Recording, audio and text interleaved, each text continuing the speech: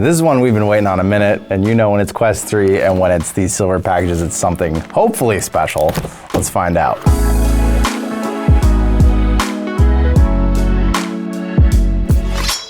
Small, sharp unboxing knife. You've been around here long enough, you know how we do. Safety first. And my last Bobo package was wrecked by the post. British words. That's silly. But at least this one came through pretty nice. BD3, wait, F. D3C charging combo. It's always a little tricky with Bobo and the acronyms, but we make it work. If you haven't been around this channel much and you're just looking for a review of this, we've tested BoboVR products for years, loved many, hated a few. The old dock that this is kind of the newer version of for the Quest 2, I did like, although they discontinued it when they started making the dual battery charger, to the complaint of many people. And so they decided, okay, Quest 3, we need to bring it back, but we need to do it a step bigger. This will charge the headset, a Bobo battery, and potentially different sets of grips, but ideally also the BoboVR grips themselves on here at the same time. So this is basically your one-stop station for everything. And interesting, it looks like it comes with everything. It looks like the grips themselves, mats that make this thing sticky so it'll stay down somewhere so that when you go like this, it doesn't do that.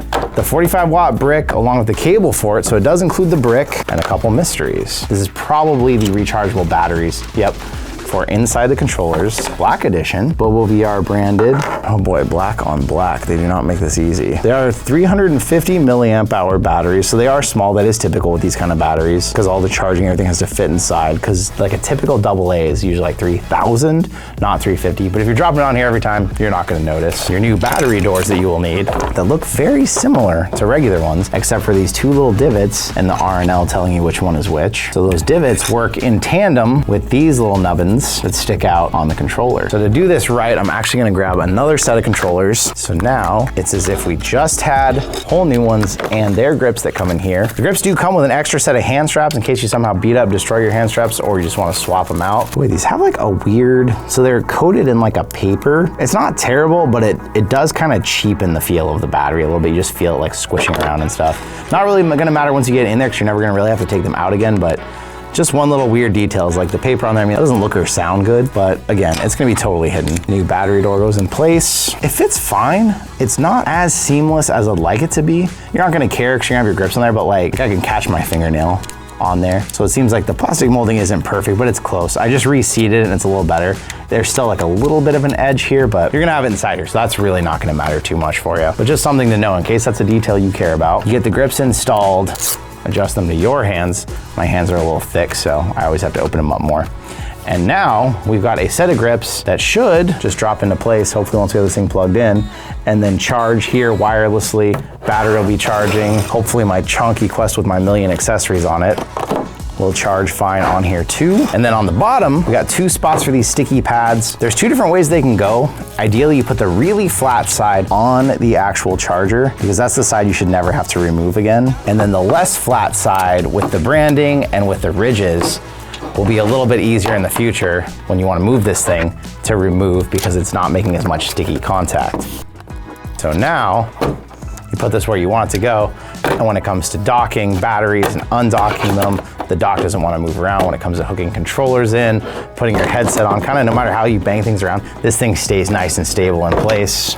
Maybe 4 feet on the USB-C cable. I was kind of hoping they'd give you something with a little bit more length, because I think the 100-watt one that comes with the big 3 battery dock is longer. We'll verify that too. We got to take measurements of this. We got a lot of research to do here. It's a little short, 3-footer. I kind of thought they'd go a little bit longer. Power in, and then it has a sticker here that tells us what the heck everything means. Green light, normal operation. Yellow light, slow charging, low charger compatibility.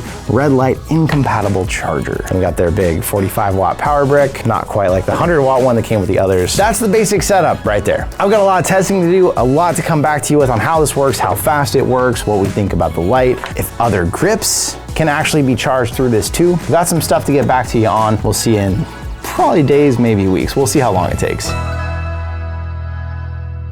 We are back after a very long time of testing the new BoboVR dock. A couple of reasons for that. One, I've tested a lot of docks and I found that your first week with the dock, you might be like, oh, this is going great. And then over time, you start to really notice the issues more with them. It's probably a good place to start with the BoboVR dock. What problems I've had with mine. I started with the one that comes with its own power brick, and luckily because of that, I've gotten the green light more often on the inside. Some people have said they get the red light, they had to try it from power bricks, and basically that's referencing, remember that little tiny sticker that was in here in the back that said if your power supply was insufficient, it would give you a yellow or a red light. For people who just bought the other docks, you could suffer with that issue, and when I've tried other power bricks, I've suffered that issue too. Two, and this is every dock across the board, so I can't completely knock Bobo for this. The prongs on them, the different ways that they try to make like the shock absorbers, companies have tried lots of ways to make sure that these 3 prongs that lead to these 3 little dots on the bottom of the Quest will stay in contact, and it's inconsistent. It feels like any dock I have, I set it on there,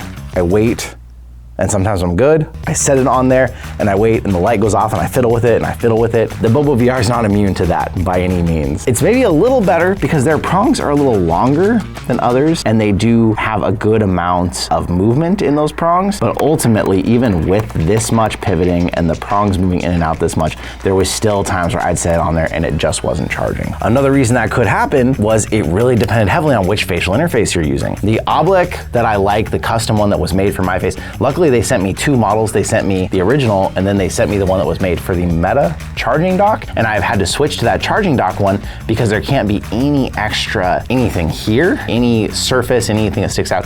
So this one is made for the charging dock. It has the bridge come up higher, and that means that this can actually land in this charging dock and most of the time end up charging the headset. Again, not perfect, but at least this one worked. Tons of other facial interfaces just didn't work. I know that some of you out there were asking for very specific dimensions. 13.5 inches will convert to centimeters on the screen for those of you with that by 6 3/8.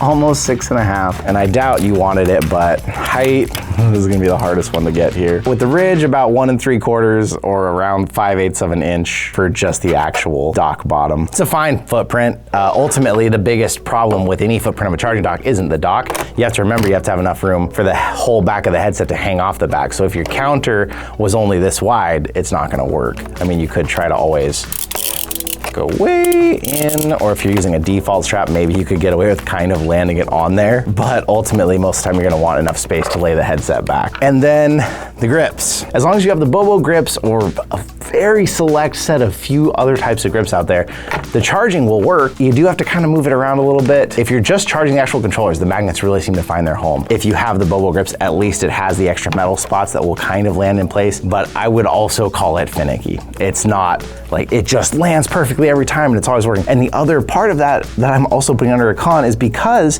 there is an indicator light that shows you that it's charging, but typically where this lands, you're not gonna be able to see it at all. You have to like move this or look way behind it. I just wish they put the indicator lights like out here, because then I'd drop my controllers, I'd wait and see if the lights came on. Again, I'm having to watch for it. So I'm throwing you a lot of ifs here, and I am fully aware of that. As far as pros, I mean, it's BoboVR. It's gonna charge up your battery, it's gonna keep your controllers charged, although the controllers, the stock batteries come in, I mean, they last months. So a lot of people feel like the charging dock isn't really necessary for the controllers themselves. Headset will be charged when you come back to it as long as the prongs actually stayed on there. So it's nice that I guess you come to a fully charged headset and a fully charged battery, giving you about 4.5 to 5 hours of playtime, maybe more, it depends on the game. But ultimately where it's gonna shine is if you have a second battery, and you come back and your headset will have a charged battery that you'll be able to swap. And if you keep on playing your Quest for a long time, this battery will charge up fast enough that you can swap a brand new battery back and forth over and over again and have unlimited charge time just off the dock. That is something you could have achieved though if you just had 2 batteries and were plugging one in and swapping it back and forth as you go. So the dock is probably the best dock of all the Meta Quest 3 charging docks I've tried, but that's not saying a lot because they're always kind of finicky and kind of a pain and kind of horrible, to where I think a lot of people this generation are going to deal with other ways of doing it. I personally would say that one of these with 2 or 3 batteries is still fine, because for me, I can always grab my headset, pop on a fresh battery and just go play. I don't really need to worry about whether the headset's gotten fully charged through the prongs or not if I have these batteries. The controllers, it's nice to know they're always charged and ready to go, having them on a dock, but other batteries, they last forever anyway, so it's not really something I'm concerned about like I used to be with the Quest 1 or the Rift S. So this just ends up being a luxury or kind of unnecessary I guess, is really the best way to put it. And there's enough finicky things you're dealing with between having the right facial interface, trying to make sure it's charging, that it just kind of feels like every charging dock that exists is a bit more trouble than it's worth. There's other ones out there. There's that weird toilet bowl one. The problem was, like, it kept you from having any grips. And so BoboVR tried to solve that problem by being like, well, hey, our grips will charge and they'll work with it. Well, yeah, but every time you go to pick it up, it feels like it's kind of warm from wireless charging, so that might freak you out. One, if you don't like your controllers feeling warm to the touch. And two, they tried to make it so, okay, your Quest can be fully charged and ready to go, but that's if you have the right facial interface, you made sure it landed on there just fine. And ultimately, if you already bought one of these, you've got more than enough power to go around as long as you have a couple batteries with it. So that's my thought. It does work, so I will leave a link if you really want the dock. It'll do its job. It'll give you a little home to rest it on, make it a nice spot in your house. Ultimately, I still feel like if you have this with 2 or 3 batteries, you're fine. If you want grips that are rechargeable, there are other brands that you can just plug in. They might have their own docks coming, but the one thing about the Bobos being wireless charging, this is your only way to wirelessly charge them. They haven't come out with a dock just for the grips, and there is no USB port anywhere around to charge those from either. So ultimately, you kind of need everything to work together if you want to have this whole setup. And at that point, I ask, like, why would you want to spend that much? Is it really worth the trouble? I wonder if Bobo will launch a dock just for the grips if people ask for it, or if ultimately people are just gonna go other ways. So let me know what you think down in the comments. I'll leave links to this, but I'll leave links to some of the other grips from other companies that I like that you can charge just with USBs that make it a little easier. Ultimately, I will let you know in the comments too. I'll leave a reminder there, but really, I still feel like this one is gonna do more than what you need or everything you need. But if you really want their dock, charges their controllers, keeps your headset charged as long as you make sure it lands right on here, then this is the only way you can do that for now. So, but anyways, thank you once again for coming out and being here with me. Sorry this review took so long, but I really wanted to make sure that we covered all our bases and really fairly gave this thing its shake, and it's another dock. None of them are perfect. But thank you so much, and I'll see you in another reality.